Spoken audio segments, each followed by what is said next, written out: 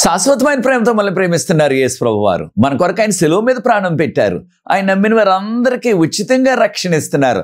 ఆ ప్రేమ గల యేసు ప్రభువారు త్వరలో వస్తున్నారు రెండోసారి ఈ లోకానికి. ఆయన నమ్మిన వారందరినీ కూడా పరలోకం తీసుకువెళ్తారు. ఆ ప్రేమ గల యేసు ప్రభు నామపేట మిమ్మల్ని అందరినీ కూడా మన కడవరి కాలం కార్యక్రమానికి ఆహ్వానిస్తున్నాను. ప్రియ సోదరి సోదరులారా, మనము క్రీస్తు మన కొరకు పరలోకములో ఏమి చేయుచున్నారు అనే అంశాన్ని ప్రారంభించాం. ఇది 2వ ఎపిసోడ్. ఈ దినాన మనం క్రీస్తు మన కొరకు పరలోకంలో ఏమి చేయుచున్నారు అనే అంశంలో మనము క్రీస్తు మన కొరకు పరలోకపు ఆలయములో పరిచర్య చేయుచున్నారు. క్రీస్తు మన కొరకు పరలోకపు ఆలయములో పరిచర్య చేయుచున్నారు అనే అంశాన్ని మనము బైబిల్ గ్రంథం నుంచి ఇది నేర్చుకోబోతున్నాం. ప్రార్థన చేసుకుని ఈ 2వ ఎపిసోడ్లో కొనసాగుదాం. ప్రార్థన.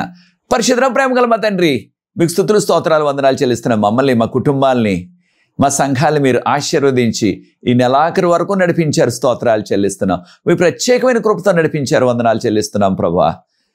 క్రీస్తు మన కొరకు పరలోకంలో ఏమి చేయుచున్నారు అనే అంశాన్ని మేము ధ్యానిస్తున్నాం.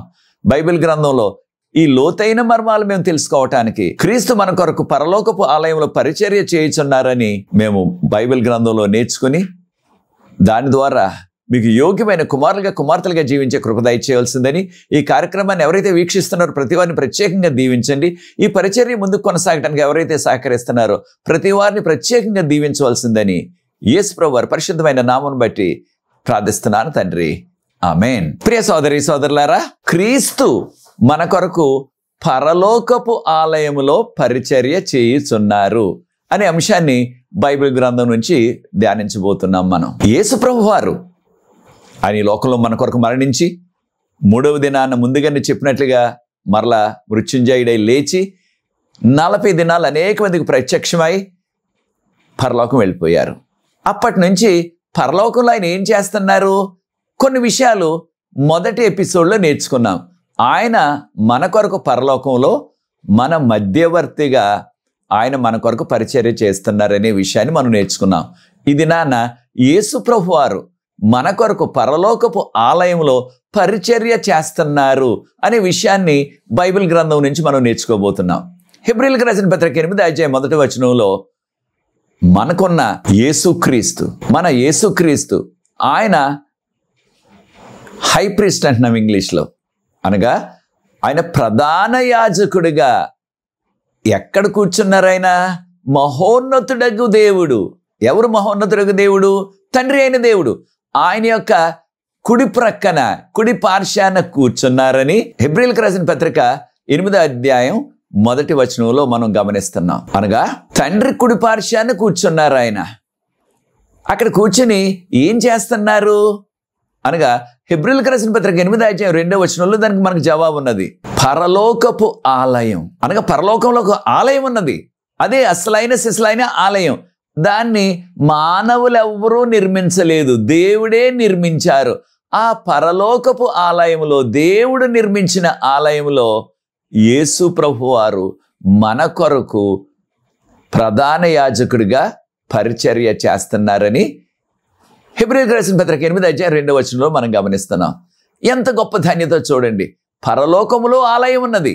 ఈ లోకంలో ఉన్న ఏ ఆలయం అయినా, ఏ ప్రాంతంలో ఉన్నప్పటికీ అది మానవులు నిర్మించినవి. అయితే పరలోకములో ఉన్నది అసలైన సిసలైన ఆలయం. దాన్నే మనం ఇంగ్లీష్లో ఒరిజినల్ అంటున్నాం. అనగా నిజమైనది, అసలైనది. ఈ లోకంలో ఉన్న ఏ ఆలయం అయినప్పటికీ అది ఒక సాదృశ్యమే, సింబలే. అనగా ఆ పరలోకపు ఆలయం యొక్క నమూనాలో నిర్మించబడినదే. అయితే ప్రియ సోదరి సోదరులారా, మనకి బైబిల్ గ్రంథంలో 3 మాటలు కనిపిస్తున్నాయి ఆలయానికి సంబంధించినవి. ఒకటి ఇంగ్లీష్లో శాంక్చురీ అంటున్నారు, రెండవది ఇంగ్లీష్లోనే ట్యాబర్నాకిల్ అంటున్నారు, మూడవ మాట టెంపుల్ అంటున్నారు. ఇంగ్లీష్లోనే సుమై మాటలు. మన యొక్క భాషలో చూసుకున్నట్లయితే దీనిని గుడారమని, కొన్ని సందర్భాల్లో మందిరమని, కొన్ని సందర్భాల్లో ఆలయమని మనకి తర్జుమా చేశారు. అయితే మనము మందిరమన్నా ఆలయమన్నా గుడారం అన్న అన్నీ కూడా ఒకే దానికి వర్తిస్తున్నాయి. అది దేవుని యొక్క ఆలయం. దేవుని యొక్క ఆలయం. మరి గుడారం అని ఎందుకు అంటున్నారు? ఇంగ్లీష్లో ట్యాబర్నాకిల్ అన్నారు.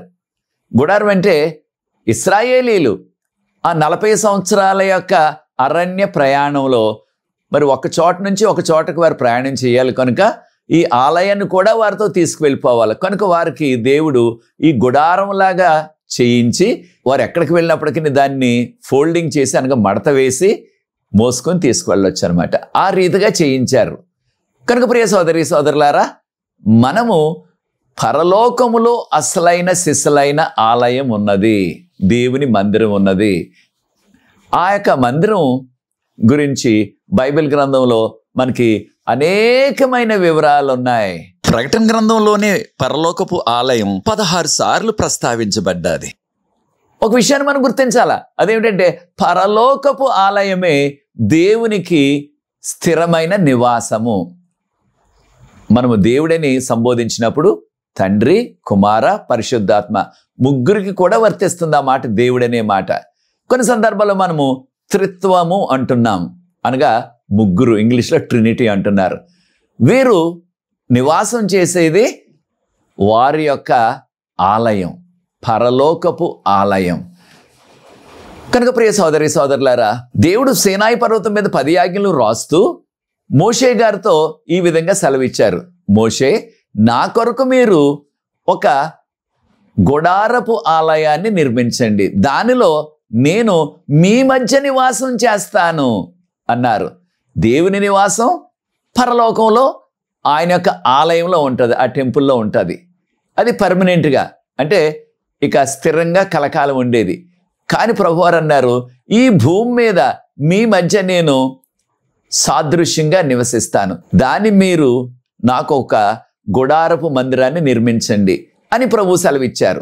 ఈ విషయాలు మనం నిర్గమకాండం 25 అధ్యాయం 8వ వచనంలో గమనిస్తున్నాం. మీరు నా కొరకు ఒక మందిరాన్ని నిర్మించినట్లయితే నేను మీ మధ్య నివాసం చేస్తానన్నారు ప్రభువారు. ఇదే అధ్యాయంలో నిర్గమకాండం 25 అధ్యాయం 9వ వచనం గమనించినట్లయితే ప్రభువారు అన్నారు, నేను నీకు ఆ నమూనాను చూపిస్తాను, ఆ మాదిరిని చూపిస్తాను. ఇంగ్లీష్లో ప్యాటర్న్ అన్నారు. దీన్నే ఇంగ్లీష్లో మనం బ్లూ ప్రింట్ అంటున్నాం. అనగా ప్రభువారు మోషే గారికి దర్శనంలో ఆ పరలోకపు ఆలయాన్ని చూపించారు. మోషే, ఈ ఆలయం నమూనా, అనగా ఈ ఆలయం ఏ విధంగా ఉన్నదో, ఈ యొక్క మనం ఇంగ్లీష్లో స్టైల్ అంటున్నాం, లేకపోతే షేప్ అంటున్నాం. అనగా ఈ యొక్క పరలోకపు ఆలయం ఏ రీతిగా ఉన్నదో దాని యొక్క ఆకారంలో ఇదే రీతిగా నీవు కట్టాలా అని ప్రభు చెప్పారు. దానికి కావలసిన కొలతలన్నీ కూడా ప్రభువే ఇచ్చారు. అది ఎంత ఎత్తు ఉండాలా, ఎంత పొడవు ఉండాలా, ఆ విషయాలన్నీ కూడా ప్రభువారే మోషే గారికి చెప్పారు. దానితో పాటు మోషే ఏ రకమైన లోహాలు, ఇంగ్లీష్లో మెటల్ అంటున్నాం కదా, ఏ రకమైన లోహాలు వాడాలా. ఉదాహరణకు ఈ భూమి మీద నిర్మించిన ఆ గుడారపు ఆలయము లోపల వాడిన ప్రతి పరికరము కూడా బంగారంతో చేయాలన్నారు ప్రభువారు. కనుక ఆ వివరాలన్నీ కూడా ప్రభువే ఇచ్చారు మోషేకు. కనుక మోషే గారు దర్శనంలో ఆ పరలోకపు ఆలయం ఏ రీతిగా ఉన్నదో దాన్ని చూచి అదే రీతిలో, ఇంగ్లీష్లో మోడల్ అంటున్నాం, లేకపోతే ఇంగ్లీష్లో షేప్ అంటున్నాం, అనగా ఆ విధంగానే ఈ భూలోకంలో ఆ గుడారపు ఆలయాన్ని మోషే గారు, ఆయనకి సహకరించిన ఆ ఇశ్రాయేలీలందరూ కలిసి దాన్ని నిర్మించారు. చరిత్ర మనకు చెప్తున్నది ఏంటంటే 6 నెలల కాలం పట్టింది వారికి దేవుడు చెప్పిన విధంగా దాన్ని నిర్మించడానికి. మరొక విషయాన్ని కూడా చెప్పారు ప్రభువారు.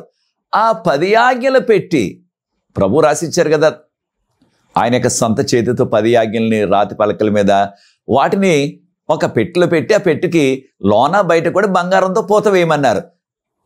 ఆ యొక్క 10 ఆజ్ఞలు పెట్టిని ఎక్కడికి మీరు వెళ్ళినప్పటికీ దానిని చేతులతో మోసుకు వెళ్ళవద్దు, లేకపోతే ఒక బండి మీద తీసుకువెళ్ళొద్దు, లేకపోతే ఒక గుర్రం మీద కానీ, గాడిద మీద కానీ, ఒంటి మీద కానీ తీసుకువెళ్ళొద్దు. దానిని యాజకులు వారు భుజాల మీద పెట్టుకుని మోసుకుని వెళ్ళాలి అన్నారు. దేవుడు చెప్పిన రీతిగానే మోషే గారు, ఆ యొక్క యాజకులందరూ కూడా, ఇంగ్లీష్లో ప్రీస్ట్ అంటున్నాం, ఆ లేవీయులు ప్రభు చెప్పినట్లుగానే వారు ఎక్కడికి వెళ్ళినప్పటికీ వారి భుజాల మీద మోసుకుని వెళ్ళారు. దానిని కూడా ఎవరు పడితే వారు నేను మోస్తాను అంటానికి వీల్లేదు. ప్రభువారే నియమించారు. ఎవరు ఆ యొక్క 10 ఆజ్ఞలున్న పెట్టిని, దాన్నే మందసం పెట్టి అంటున్నాం మనం, దాన్ని మోసుకు వెళ్ళాలన్నది. ఆ రీతిగానే మోసుకు వెళ్ళారు. వారు 40 సంవత్సరాల ప్రయాణాన్ని కొనసాగించి చివరకు నిజానికి 40 దినాల్లో దేవుడు చెప్పిన వాగ్దాన భూమి కానానులో ప్రవేశించాల. కానీ వారి యొక్క అవిశ్వాసాన్ని బట్టి, అవిధేయతని బట్టి వారికి 40 సంవత్సరాలు పట్టేసింది. ఆ 40 సంవత్సరాలు పట్టిన తర్వాత ఆ కానానులో వారు ప్రవేశించిన తర్వాత ఈ గుడారపు ఆలయాన్ని షైలో అంటారు, లేదా షీలో అంటున్నారు. ఆ షైలో అనే ఆ యొక్క స్థలంలో, ఇశ్రాయేల్ దేశంలో ఉన్నది, అక్కడ పెట్టమన్నారు ప్రభువారు. అక్కడే సమూయేలు ప్రవక్త కాలం వరకు, అనగా యెహోషువ కాలం నుంచి సమూయేలు ప్రవక్త కాలం వరకు, అనగా కనీసం 400 సంవత్సరాల పాటు అక్కడే ఆ షైలో లేకపోతే షీలో అంటున్నాం, ఆ స్థలంలోనే ప్రభువును ఆరాధించారు, ఆ గుడారపు ఆలయంలో. ఈ లోకంలో దేవుడు చెప్పినట్లుగా నిర్మించబడిన ఆ యొక్క మందిరము, గుడారపు మందిరము, అది పరలోకంలో ఉన్న అసలైన సిసలైన ఆలయానికి ఒకటి నమూనా మాత్రమే, ఒక్క నమూనా మాత్రమే. దీన్నే సాదృశ్యం అంటున్నాం. రాజైన దావీదు గారి కాలంలో, రాజైన దావీదు గారు క్రీస్తు పూర్వం 10వ శతాబ్దంలో రాజుగా పనిచేశారు. అప్పుడు రాజైన దావీదు గారు ఎంతో ఉత్సాహంతో దేవుని యొక్క గుడారపు ఆలయాన్ని ఆ షీలో నుంచి, లేకపోతే షైలో అంటున్నాం, అక్కడి నుంచి యెరూషలేముకు తీసుకొచ్చేశారు. యెరూషలేముకు దేవుని యొక్క మందిరము, దేవుని యొక్క మందసం వస్తున్నప్పుడు దావీదు మహారాజు గారు ఎంతో ఆనందంతో నాట్యాలు చేసేసినట్లుగా 2వ సమూయేలు గ్రంథం 6వ అధ్యాయంలో మనం చదువుతున్నాం. సమయం ఉన్నప్పుడు దీన్ని చదవండి.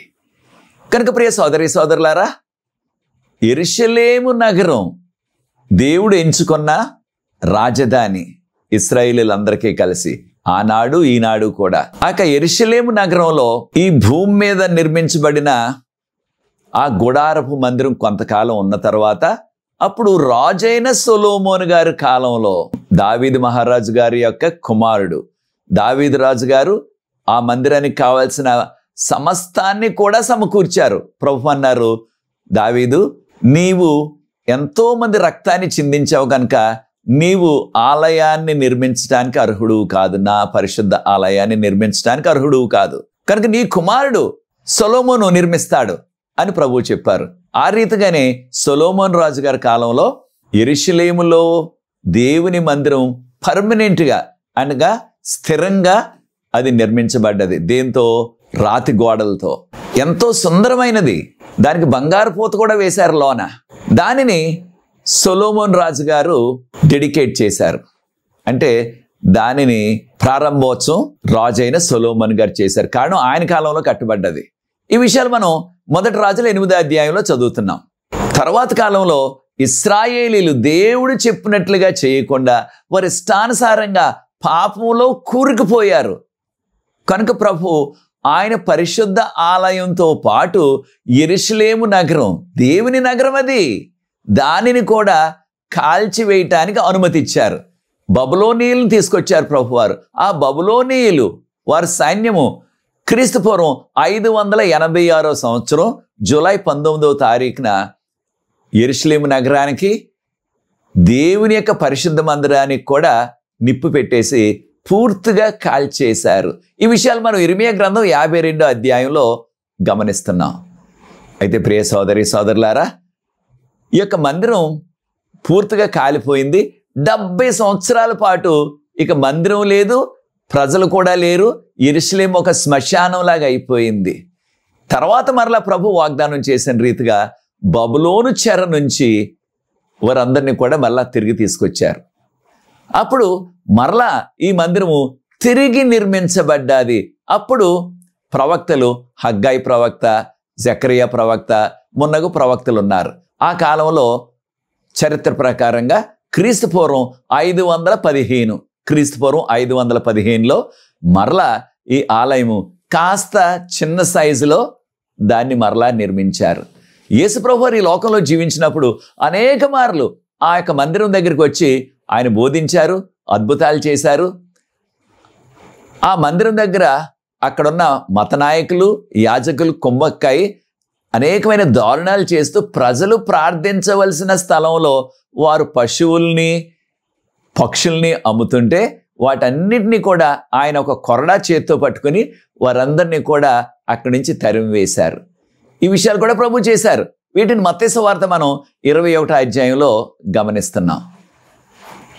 ప్రభు ముందుగానే చెప్పినట్లుగా ఈ యొక్క మందిరం అంతా కూడా నాశనం అయిపోతుంది, ఒక రాయి మీద లేకుండా మందిరం అంతా కూడా పడిపోతుందని యేసు ప్రభు వారు మత్తయి సువార్త 24వ అధ్యాయం మొదటి 3 వచనాల్లో ఆయన జీవించి ఉండగానే చెప్పారు.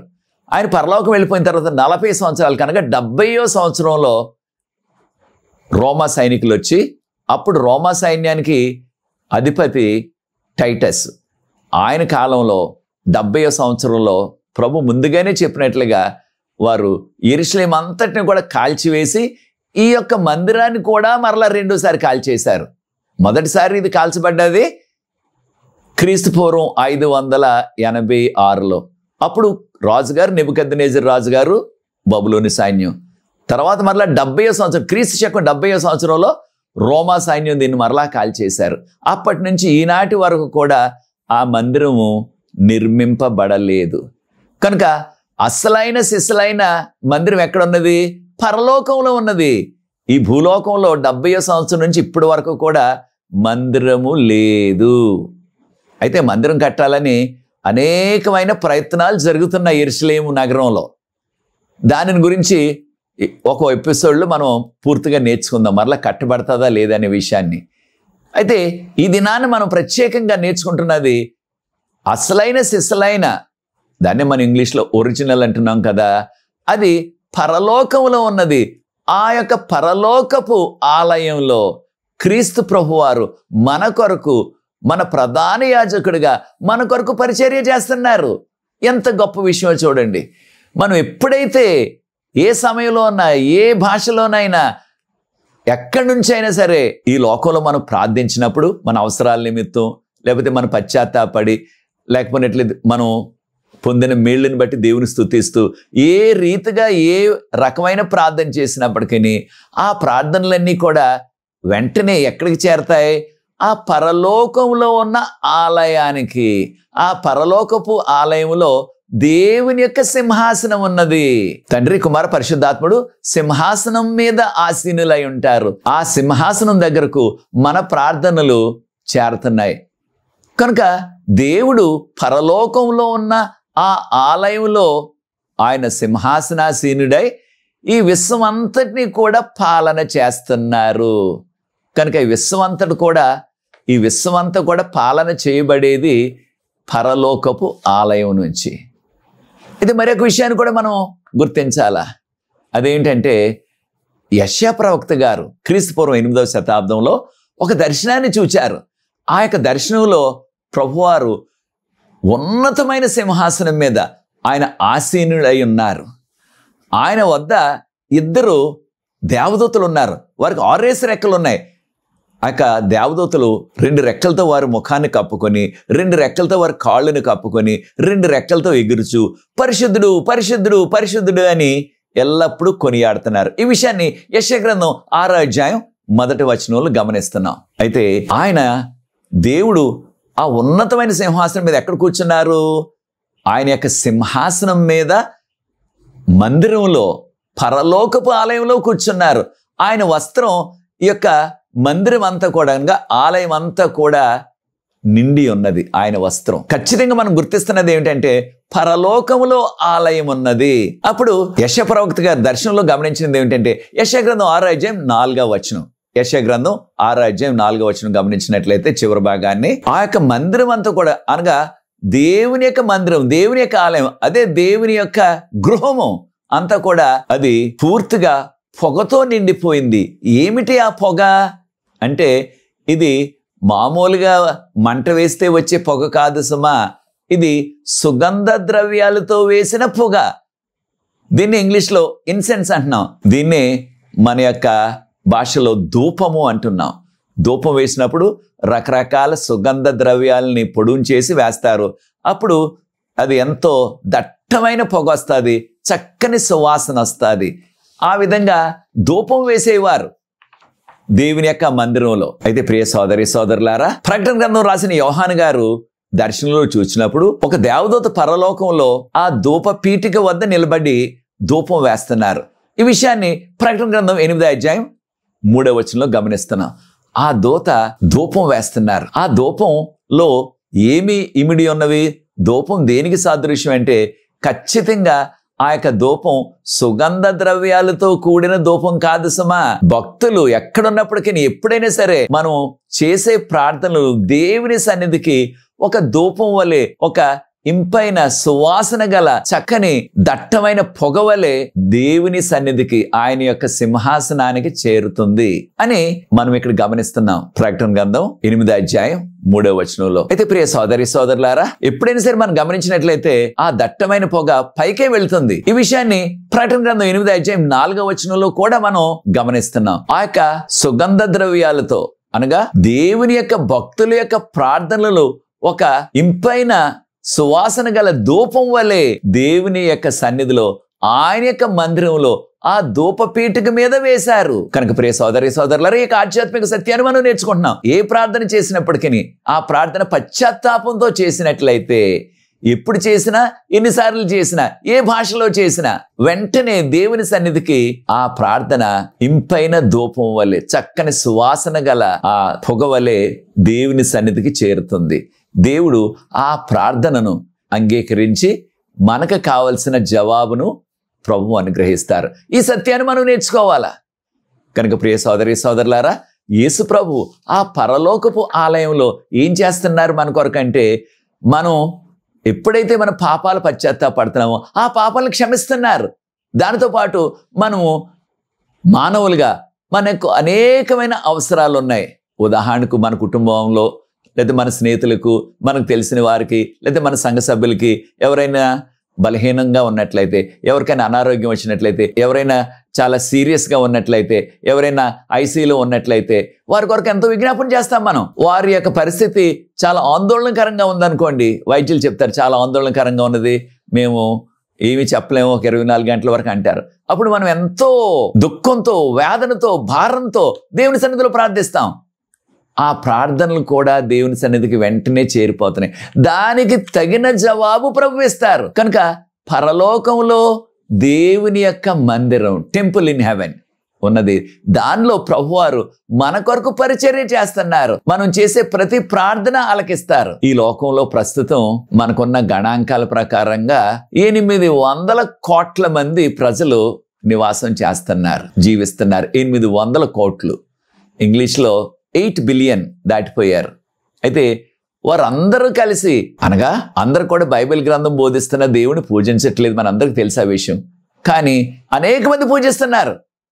కనీసం లోకంలో సగం మంది పైగా బైబిల్ గ్రంథం చెప్తున్న దేవుణ్ణి పూజిస్తున్నారు. వారందరూ కూడా ఒకేసారి ప్రార్థించినప్పటికీ అందరి ప్రార్థనలు విని, వారి ప్రార్థనలు అర్థం చేసుకుని వారికి కావలసిన జవాబును ప్రభువిస్తారు. చూచారా, ఆ యొక్క శక్తి, ఆ సత్తా యేసు ప్రభువుకు మాత్రమే ఉన్నది. అందరు మొరలు కూడా ఒకేసారి వినగలిగి రకరకాల భాషల్లో ప్రార్థన చేసినప్పటికీ రకరకాల అవసరాలు ఉన్నాయి వారికి. అందరికి కూడా ఒకే అవసరత కాదు.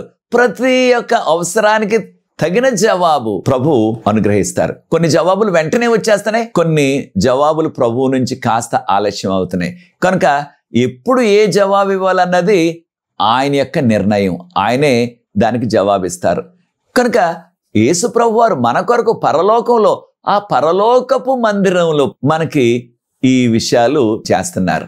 అయితే ప్రకటన గ్రంథం 3వ అధ్యాయం 12వ వచనంలో ప్రభువారు అంటున్నారు, ఎవరైతే ఈ పాపాన్ని జయిస్తారో, ఈ యొక్క శోధనలను జయిస్తారో వారిని ప్రభు అంటున్నారు ఆయన మందిరంలో, పరలోకంలో ఉన్న ఆయన మందిరంలో ఒక స్తంభంగా చేసేస్తానన్నారు. ఇంగ్లీష్లో పిల్లర్ అంటున్నాం. ఆ యొక్క పరలోకంలో ఉన్న మందిరంలో ఒక స్తంభం అయినట్లయితే, ఒక పిల్లర్ అయినట్లయితే ఇక ఎన్నడూ ఆ వ్యక్తి కదిలించబడడు, స్థిరంగానే ఉంటాడు అని ప్రభు చెప్పారు. అనగా ఎవరైతే ఈ లోకంలో ఉన్న పాపాన్ని, ఈ శోధనని జయిస్తామో మనము కలకాలం ప్రభు సన్నిధిలోనే ఉంటాం అని మనకి చెప్పబడ్డది ప్రకటన గ్రంథం 3:12 రక్షించబడిన జనాంగం దేవుని యొక్క సన్నిధిలో తెల్లని వస్త్రాలు, అవి సాదృశ్యంగా దేవుని యొక్క నీతి.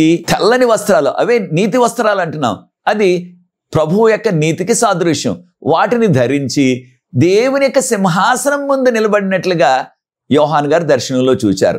ప్రకటన గ్రంథం 7:14 వారు కలకాలం కూడా, నిరంతరం కూడా, అనగా 24 గంటలు కూడా ఆయన మందిరములో ఉంటారని ప్రకటన గ్రంథం 7:15 ప్రకటన గ్రంథం 7:15 నిరంతరం కూడా, అనగా 24 గంటలు కూడా దేవుని యొక్క ఆలయంలో పరిచర్య చేస్తారు అని చెప్పబడ్డది.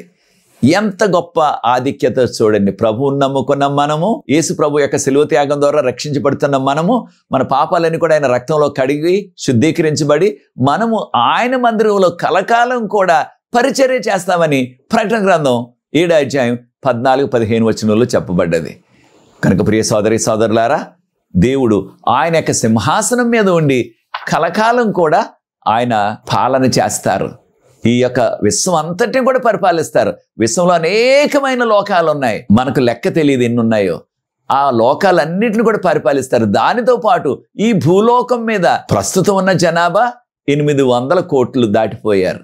ఇంతమంది ఉన్నప్పటికీ మనం ప్రార్థించినట్లయితే ఈ లోకంలో, ఈ విశ్వంలో మనం ఒక్కరే ఉన్నట్లుగా ఆయన వెంటనే మన యొక్క మనవులు వింటూ, మనకు కావాల్సిన జవాబునివ్వటం, మనల్ని ఆయన ఆదరించడం అన్నీ కూడా చేస్తున్నారు. అంటే ఎంత ప్రేమో, ఎంత జాలో, ఎంత ఆదరణ చూడండి. ఇంగ్లీష్లో కేరింగ్ అంటాం.